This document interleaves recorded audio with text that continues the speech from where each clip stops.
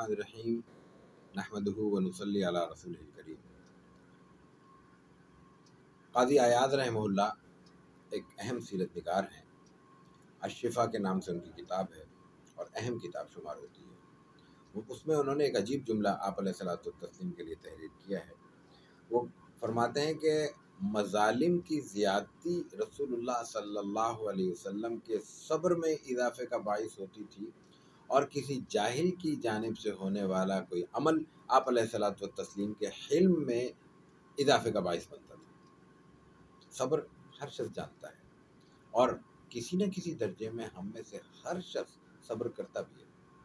ہر بات پہ ہم رد عمل کا اظہار نہیں کرتے، یہی صبر ہے۔ لیکن صبر کی وہ سطح کہ آپ علیہ الصلوۃ والتسلیم پر جوں مظالم بڑھتے جاتے ہیں، آپ کی صبر کی سطح میں اضافہ ہوتا جاتا ہے، اور حلم کا یہ معاملہ کہ جوں کوئی جاہل شخص یا جاہلوں کا لشکر یا ایک سے بڑھ کر کوئی ایک آپ علیہ الصلوۃ والتسلیم کے صبر کو آزماتا ہے، آپ کا حلم بڑھتا چلا جاتا ہے۔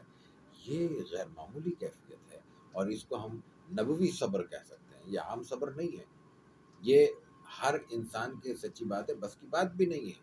لیکن بہرحال چونکہ رسول اکرم صلی اللہ علیہ وسلم ہمارے لیے نمونہ عمل ہے، تو آپ ہی کو آئیڈیل بناتے ہوئے اپنی سطح متعین کرنی چاہیے، اور ہمیں یہ دیکھنا ہوگا کہ ہم اس پیغمبر اعظم اور پیغمبر رحمت صلی اللہ علیہ وسلم کی امتی کی حیثیت سے ان معاملات میں خاص صبر کے اور حلم کے میدان میں کہاں کھڑے ہیں۔